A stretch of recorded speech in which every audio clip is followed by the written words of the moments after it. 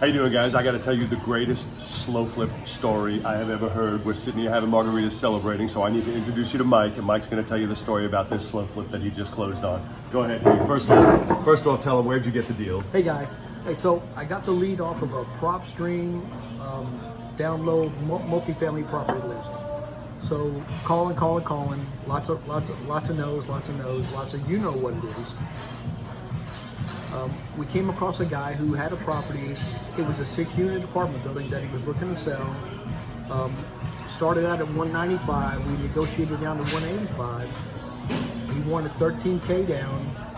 He did an owner finance for 6%, which brought my payment to $1,201.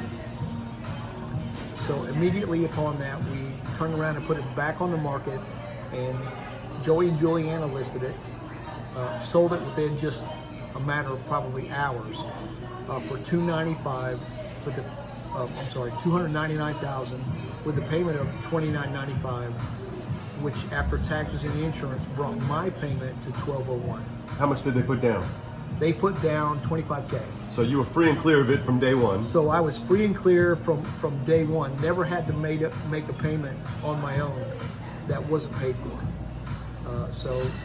Now fast forward, they paid you for about 12 months. So fast forward, they paid for 12 months. They refinanced me out. So I walked away from that closing with about $8,000 from the original closing from the $25,000 and $104,700, bringing my total to around $115,000. $115,000 on a slow flip that he had no money out of.